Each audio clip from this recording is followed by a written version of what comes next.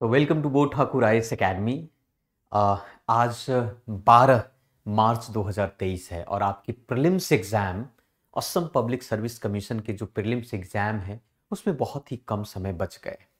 ऐसी स्थिति में आपको थोड़ा सा अपने समय को स्टडी टाइम को बढ़ाने की आवश्यकता है। अगर आप 4 से 5 घंटा का अध्ययन कर रहे हैं तो कोशिश करें कि थोड़ा रिवीजन टाइम बढ़ा दे, मतलब कि 6 से 7 से 8 घंटा कर ले।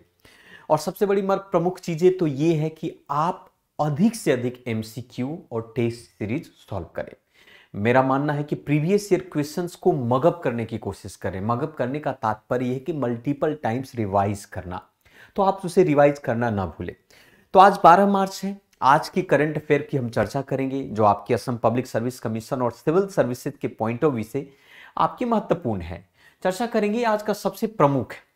सबसे पहला पॉइंट तो ये है कि पहला जो न्यूज है आपका, जिसमें कहा गया, इंडियन एक्सप्रेस से लिया गया कि Kavita on the hunger strike for the women reservation bill. Women reservation से संबंधित है आपका। जिस प्रकार से अदर बैकवर्ड कास्ट को या शेड्यूल्ड कास्ट को या शेड्यूल्ड ट्राइब को रिजर्वेशन है, वैसे महिलाएं भी हंगर स्ट्राइक पर हैं और वो चाहती हैं कि महिलाओं को भी भारत सरकार के द्वारा जो है रिजर्वेशन मिले। चर्चा करेंगे, डिटेल से चर्चा करेंगे इसके बारे में कि वीमेन रिजर्वेशन बिल है क्या और क्या ये बहुत ज्यादा महत्वपूर्ण है या किस प्रकार से सरकार जो है इस पर स्टेप लेगी, या पहले भी इतिहास के पन्नों में वीमेन रिजर्वेशन बिल को लेकर चर्चा हो चुकी है।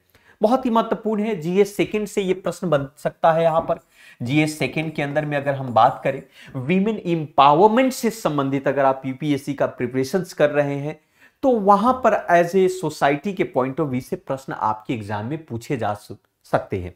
ठीक है, तो ये दूसरा है आपका।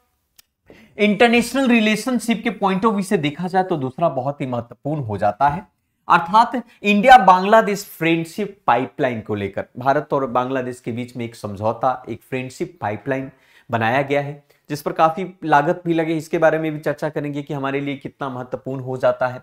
और तीसरा सबसे महत्वपूर्ण चीज है आपका कॉफी प्रोडक्शन। जीएस 3 में ये प्रश्न आपके इकोनॉमिक्स और एग्रीकल्चर में प्रश्न के तौर पर पूछा जा सकता है ना। कॉफी प्रोडक्शन को लेकर भी बातें कही जा रही है कि थोड़ा इंडेंजर है आपका, है ना। जिस प्रकार से मौसम और जिस प्रकार से सीजन के रूपरेखा को देखी जा रही है, तो ये थोड़ा सा इसको लेकर भी। और फोर्थ, कभी कभी पर्सनालिटी बेस्ड प्रश्न पूछे जाते हैं, तो रोहित जावा एज ए अपॉइंट किए गए हैं CEO of Hindustan Unilever limited के अंदर में। एंड द लास्ट हम लोग एमसीक्यू मॉडल क्वेश्चन सॉल्व करेंगे जो कि असम पब्लिक सर्विस कमीशन और यूपीएससी के पॉइंट ऑफ व्यू से उसको फ्रेम किया गया है। तो लेट चर्चा करते हैं। सबसे पहला न्यूज है आपका। ध्यान से आप इस चीजों को देखिए और समझे और कोशिश करें कि इस प्रकार से किस तरीके का प्रश्न आपके एग्जाम में पूछे जा सकते हैं इस पेपर। तो इसमें कहता है न्यूज के अंदर में कि कविता जो है एक बीआरएस की लीडर है आपका, के कविता इनका नाम है। तो इन्होंने हंगर स्ट्राइक फॉर वीमेन, महिलाओं के रिजर्वेशंस को लेकर हंगर स्ट्राइक अर्थात भूख हड़ताल पर है ना। वो कहती है कि भाई महिलाओं को रिजर्वेशन मिलना चाहिए, जिस प्रकार से पुरुषों में या कह सकते हैं ओबीसी को या फिर जिस प्रकार से एससी एसटी का रिजर्वेशन है, वैसे महिलाओं को भी रिजर्वेशन मिलना चाहिए, खास करके एज ए रिप्रेजेंटेटिव के तौर पर, चाहे लोकसभा या राज्यसभा के अंदर में। तो डिटेल से चर्चा करते हैं इसके बारे में। मैं आपको बता दूं कि ये भारत राष्ट्र समिति के एक लीडर हैं जिनका नाम है के कविता जो है आजकल वो जो है लंबे समय से नई दिल्ली में भूख हड़ताल पर बैठी हुई हैं, आपको खास करके वीमेन रिजर्वेशंस बिल को लेकर। अब थोड़ा सा आप लोग यहां से थोड़ा ध्यानपूर्वक इस क्लास को समझिएगा। यहां इसमें से बहुत सारे प्रश्न आपके एग्जाम के पॉइंट ऑफ व्यू से निकल सकता है। वीमेन रिजर्वेशंस बिल को लेकर अगर हम बात करें तो सबसे पहला पॉइंट तो यह कहा जा रहा है कि पार्लियामेंट में महिलाओं को 1/3 रिप्रेजेंटेटिव होना चाहिए। मतलब कह सकते हैं कि भाई 552 है अगर लोकसभा में सदस्यों की संख्या, उसमें 552 में से 552 में से 1/3 जो हो महिलाओं के लिए हो, ऐसा डिमांड है इनका। तो bill will be reserve 1/3 of the total number of the seats in the state assembly और parliament of the for women. मतलब वीमेन के लिए 1/3 होना चाहिए, ऐसा डिमांड कहा जा रहा है। सबसे पहले अगर हम बात करें तो साल 1996 में ये जो वीमेन रिजर्वेशन बिल सबसे पहले आया था, और उस वक्त ज्वाइंट पार्लियामेंट कमेटी के तहत जिसके चेयरमैन हुआ करते थे गीता मुखर्जी ने एक रिकमेंडेशंस किया कि महिलाओं के लिए 1/3 जो है बिल होनी चाहिए। कहने का मतलब है कि 1996 में इस तरीके के बिल को इंट्रोड्यूस किया गया था। रिजर्वेशंस के पीरियड में 15 साल की लिए कहा गया कि 15 साल तक का रिजर्वेशन चाहिए, जब तक महिलाओं की स्थिति बेहतर ना हो जाए, चाहे वो महिलाओं की स्थिति बेहतर राजनीतिक रूप से हो, आर्थिक रूप से हो, सामाजिक रूप से हो, हर तरीके से। कहने का तात्पर्य यहां पर यह है।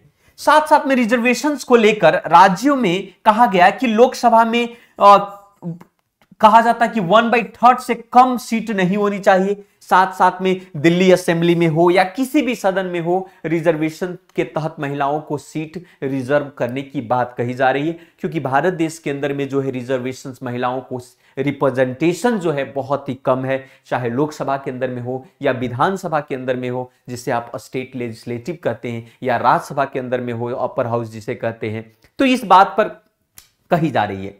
अब क्या है कि कुछ 2 रिकमेंडेशंस ऐसे दिए गए थे। रिकमेंडेशन था कि regarding reservations for OBC women को लेकर quota within the quota में भी कोटा मिलना चाहिए। जैसे 27% ओबीसी का रिजर्वेशन है, उस रिजर्वेशन में भी महिलाओं को कोटा दिया। अगर मान लिया कि 100 सीट में से 27 सीट अगर महिलाओं के लिए ओबीसी के लिए रिजर्व है, तो उन 27 सीट में से भी आपको महिलाओं के लिए 1/3 अर्थात 9 सीट जो है महिलाओं के लिए होनी चाहिए। मतलब ये बात एक रिकमेंडेशंस के तहत ये कहा गया। दूसरा कहा गया रिजर्वेशंस वीमेन इन राज्यसभा और लेजिस्लेटिव काउंसिल। कहा गया कि रिजर्वेशन राज्यसभा में और लेजिस्लेटिव काउंसिल में भी होनी चाहिए। यह बात उनमें कहा गया कि भाई लोकतंत्र है, तो लोकतंत्र में एक तरफ आप कहते हो कि पुरुष और महिलाएं दोनों बराबर है, लेकिन आप कहो तो सदन में रिप्रेजेंटेशन है कहां महिलाओं को बराबर रूप से। अगर महिलाओं को बराबर रूप से रिप्रेजेंटेशन नहीं है, तात्पर्य यह हुआ कि इक्वालिटी नहीं है। तो इक्वालिटी को बनाए रखने के लिए महिलाओं को रिजर्वेशन देने की आवश्यकता है, ऐसा इन सभी लोग कह रही हैं। इसीलिए भारत के संविधान के आर्टिकल 108, भारत के संविधान के अमेंडमेंट 108 में एक बिल 2008 लाया गया था और इंट्रोड्यूस किया गया था महिलाओं के लिए।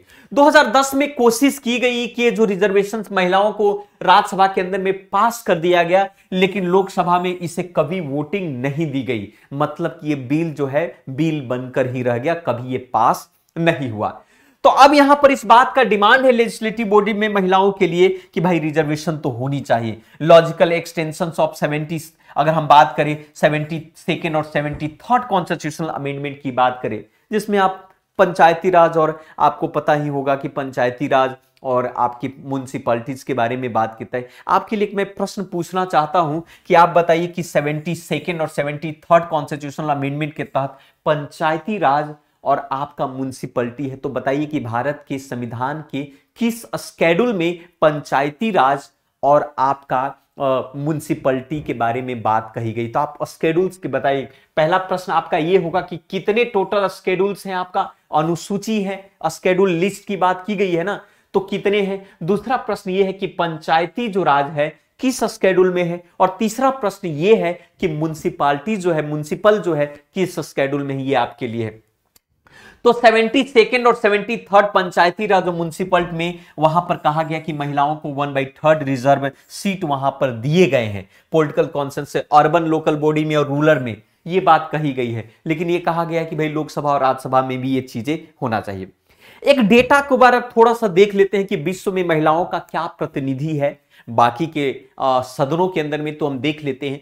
तो कहा जाता है कि अभी फिलहाल अगर हम भारत के पार्लियामेंट की बात करें, तो भारत के पार्लियामेंट में जितने भी एमपी हैं, मेंबर ऑफ पार्लियामेंट हैं, उस मेंबर ऑफ पार्लियामेंट लोकसभा में टोटल सदस्यों का 14% जो है, टोटल सदस्यों का 14% जो है 70th लोकसभा के अंदर में, मतलब करीब करीब 78 महिलाएं जो हैं एज ए प्रतिनिधि के तौर पर देखी जाती हैं। वही राज्यसभा में आपको 11%, मतलब कह सकते हैं कि भारत के पार्लियामेंट में, भारत के लोकसभा में, मतलब टोटल सदन के सदस्य के 14% महिलाएं हैं और राज्यसभा में टोटल सदस्य के 11% जो है महिलाएं हैं, जो कि बहुत ही कम माना जाता है।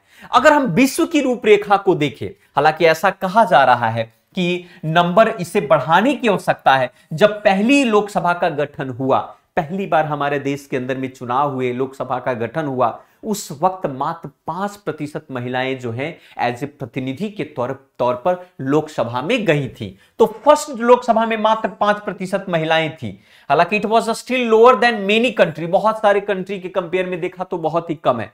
अगर हम विश्व की रूपरेखा को देखें, PRS के डेटा को देखें, तो रवांडा जो है, रवांडा एक ऐसा देश है जहां पर 61% महिलाएं जो हैं एज ए प्रतिनिधि कर रही, एज ए रिप्रेजेंटेटिव के तौर पर हैं। वहीं पर साउथ अफ्रीका में 43% है। इवन यहां तक कि बांग्लादेश की बात करें, बांग्लादेश में भी 21% जो है महिलाएं सदन में एज ए रिप्रेजेंटेटिव के तौर पर चुनी गई हैं।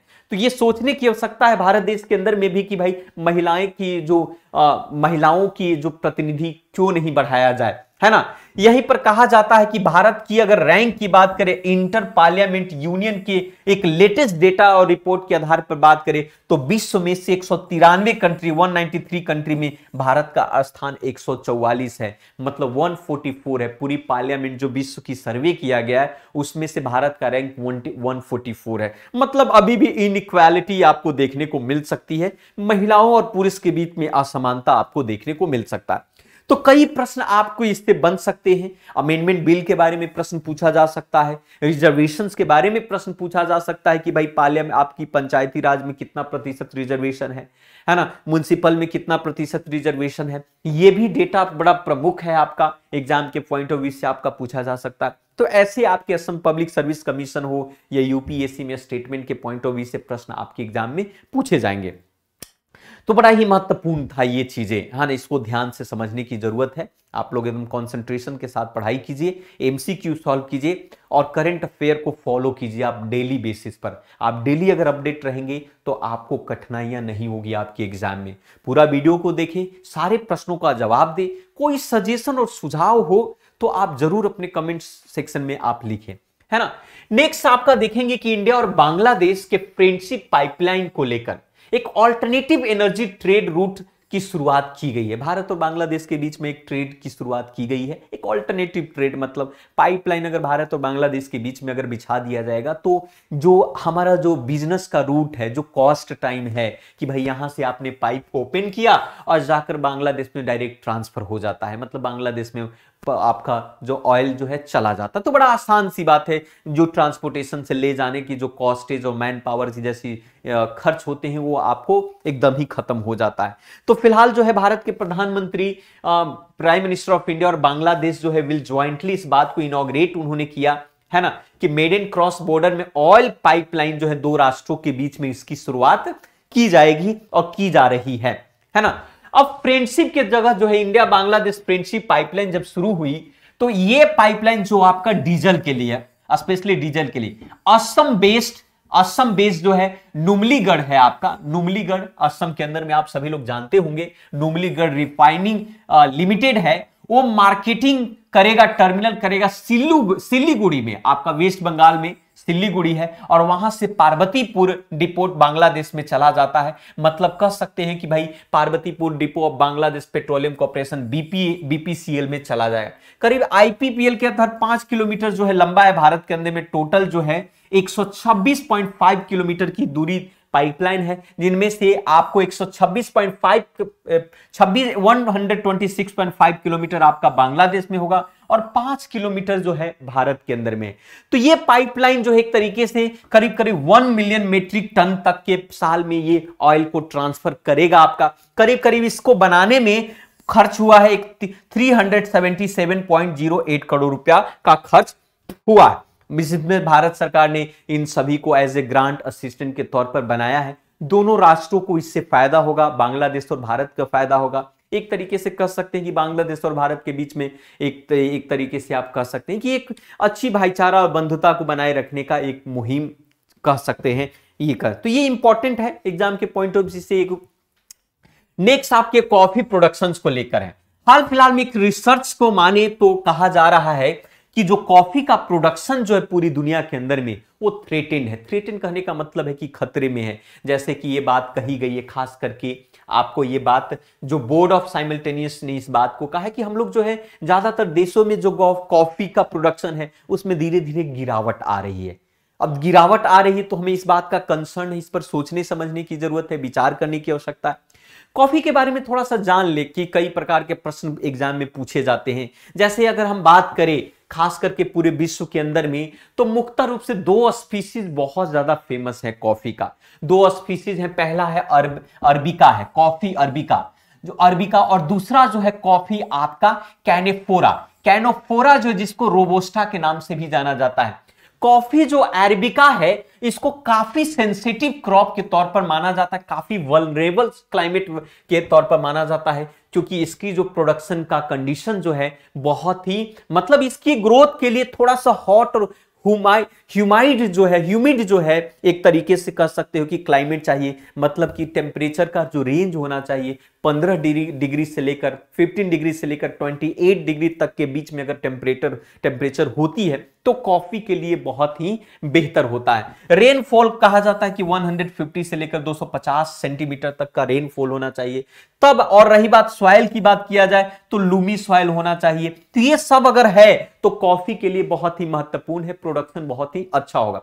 खास करके अगर भारत की बात करें तो भारत में सबसे ज्यादा जो कॉफी का कल्टीवेशन है, कर्नाटका हुआ, आपका केरला हुआ, आपका तमिलनाडु हुआ, आंध्र प्रदेश हुआ, उड़ीसा, इन सभी देशों में कॉफी का प्रोडक्शन, इन सभी राज्यों में कॉफी का प्रोडक्शन सबसे अधिक होता है। कर्नाटका जो है करीब करीब पूरी जितनी भी प्रोडक्शन होती है भारत में, उस पूरी प्रोडक्शन का 70% 70% जो है अकेले कर्नाटका कॉफी का प्रोडक्शन करती है। तो कभी आपके एग्जाम में एग्रीकल्चर से संबंधित प्रश्न अगर पूछा गया तो ये जरूर पूछेगा, आप बताइए कि चाय का प्रोडक्शन सबसे ज्यादा किस राज्य में होती है, टी का प्रोडक्शन जो है सबसे ज्यादा किस राज्य में होती है, और खास करके असम में टी का प्रोडक्शन सबसे ज्यादा किस जिले में होती है, ये आप कमेंट सेक्शन में जरूर बताएं, क्योंकि इससे प्रश्न आपके एग्जाम में पूछा जा सकता है। तो ये आपके लिए है कि टी का प्रोडक्शन भारत में सबसे ज्यादा किस राज्य में होता है और असम में टी का प्रोडक्शन जो है सबसे ज्यादा किस जिले में होते हैं, ये प्रश्न आपके लिए है ना।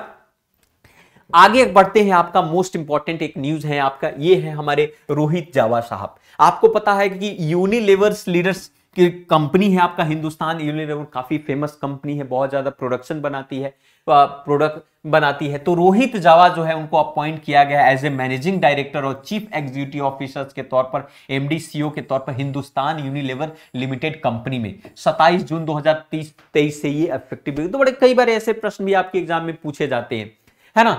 तो ये है आपका, पहले इससे पहले आपका संजीव मेहता हुआ करते थे, succeed he will succeed, Sanjeev Mehta आपका हिंदुस्तान यूनिलीवर का। आपको बता दें कि हिंदुस्तान यूनिलीवर जो है भारत का सबसे बड़ी फास्ट मूविंग कंज्यूमर गुड्स वाली कंपनी है। इसकी हेडक्वार्टर आपका मुंबई में। हो सकता है ऐसे प्रश्न आपके एग्जाम में पूछे जा सकते हैं, आपको समझने की जरूरत है, कई बार ऐसे प्रश्न आपके असम पब्लिक सर्विस कमीशन में पूछे गए हैं। अब हम चलते हैं एमसीक्यू, आप लोग ध्यान से इस एमसीक्यू को सॉल्व करें, है ना। और ये असम पब्लिक सर्विस कमीशन में भी या फिर यूपीएससी में भी ऐसे कई बार प्रश्न पूछे जाते हैं। जैसे पहला क्वेश्चन आप ये देखिए कि प्रधानमंत्री जनधन योजना के बारे में आप सभी जानते हैं। हो सकता है असम पब्लिक सर्विस कमीशन में प्रश्न पूछेगा कि भाई जनधन योजना का ऑब्जेक्टिव क्या है ना। तो प्रधानमंत्री जनधन योजना हैज बीन लॉन्च किया गया, किसके लिए भाई। तो पहला ऑप्शन है providing housing loan to poor people, ये चीफ इंटरेस्ट नहीं है। Promoting to the women self help group, एकदम नहीं आपका। Promoting to financial inclusion in the country, financial inclusion का मतलब होता है वित्तीय समावेशन, मतलब अधिक से अधिक बैंक अकाउंट को खोलना, या फिर आप कह सकते हैं कि भाई अधिक से अधिक जो है लोगों को फाइनेंशियल इंक्लूजन, बैंकों में पैसे आदान प्रदान करना ताकि अर्थव्यवस्था में वृद्धि हो। तो इसका राइट आंसर आपका सी है। ये यूपीएससी में ऐसे प्रश्न कई बार पूछे जा चुके हैं। नेक्स्ट क्वेश्चन है आपका, यूपीएससी 2011 में प्रश्न पूछा था कि which of the following can aid a furthering the government of objective of inclusive growth. यही सेम स्टेटमेंट आप देखिए, फाइनेंशियल इंक्लूजन और इंक्लूसिव ग्रोथ की बात कर रहा है। इंक्लूसिव ग्रोथ का मतलब होता है ओवरऑल डेवलपमेंट होता है, हर क्षेत्र में डेवलपमेंट हो, एग्रीकल्चर का क्षेत्र में हो, ह्यूमन डेवलपमेंट में हो, इकोनॉमिक क्षेत्र में हो, हर क्षेत्र में डेवलपमेंट नहीं इंक्लूसिव डेवलपमेंट कहलाता है। तो इंक्लूसिव डेवलपमेंट तो ऑप्शन है आपका promoting self help group, promoting micro small medium आपका, और implementation of right to education, ये सारे आप कर सकते हैं। इसके आधार पर ये तीनों स्टेटमेंट इसका सही होगा। ओवरऑल डेवलपमेंट का मतलब सब कुछ होगा, एजुकेशन के क्षेत्र में डेवलपमेंट हो, शिक्षा के क्षेत्र में हो, आपका स्वास्थ्य के क्षेत्र में हो, आपका अर्थव्यवस्था के क्षेत्र में हो, एग्रीकल्चर के क्षेत्र में, हर क्षेत्र में अगर डेवलपमेंट हो तो उसको इंक्लूसिव डेवलपमेंट कहते हैं। तो ये प्रश्न आपके एग्जाम में पूछे जा सकते हैं। नेक्स्ट क्वेश्चन से आपका है कि which country has the first female prime minister in the world. Static है आपका, भारत की प्रथम, दुनिया की प्रथम महिला प्रधानमंत्री कौन है? तो ये आपका इंडिया, इजराइल, श्रीलंका, आपका यूनाइटेड। तो श्रीलंका की पहली जो महिला प्रधानमंत्री बनी थी जिनका नाम था श्री माओ भंडारिका नाम था, सिलोन की थी, विमेन थी। दुनिया में पहली बार ये प्राइम मिनिस्टर के तौर पर आपका बनी थी। She own 3 times prime minister in Sri Lanka, ये श्रीलंका में 3 बार प्रधानमंत्री रह चुकी हैं। आप बताइए कि भारत की प्रथम महिला प्रधानमंत्री कौन थी, है ना, एकमात्र अभी तक की। तो first women prime minister of India, Bharat की प्रथम महिला प्रधानमंत्री, पहली और अभी तक की पहली ही रही है वो आपका। तो ये कमेंट सेक्शन में आप जरूर लिखें। ये प्रश्न आपके लिए है, ये प्रश्न आपके लिए है कि consider the following statement about to Bodo language. Bodo language आप सभी को पता होगा, इंडियन कॉन्स्टिट्यूशन में भी 22 लैंग्वेज के बारे में बात किया है। तो कहता है कि Bodo language it is official language of the Assam. दूसरा, it is one of the 22 language of the 8 schedules of constitution of India and it is written in Devanagari script. इसका सही उत्तर आप कमेंट सेक्शन में लिखे, है ना। बहुत ही आसान प्रश्न है, बस थोड़ा सा समझने की जरूरत है। तो इस प्रश्न का उत्तर आप कमेंट सेक्शन में आप जरूर लिखें, हमारा इंतजार रहेगा। आप लोगों के सारे कमेंट में पढ़ता भी हूं। आपका अगर कोई सुझाव है, राय है, तो जरूर आप कमेंट सेक्शन में आप लिखिए, आप, है ना। बाकी आप अपने एग्जाम की तैयारी बहुत ही बेहतर तरीके से कीजिए, है ना, अधिक से अधिक एमसीक्यू को सॉल्व करें। बाकी प्रकृति से कामना है, हमारी प्रार्थना है कि आप लोगों को सफलता मिले। तो आज के लिए इतना ही। सो इस बोध ठाकुर आईएएस के चैनल को आप सब्सक्राइब करें, बेल आइकन को प्रेस करें ताकि समय पर आपको जानकारी, नोटिफिकेशन मिलता रहे, है ना, वीडियोस के बारे में। सो आज के लिए इतना ही। So thank you very much. Comment करना ना भूलें। So thank you very much to all of you.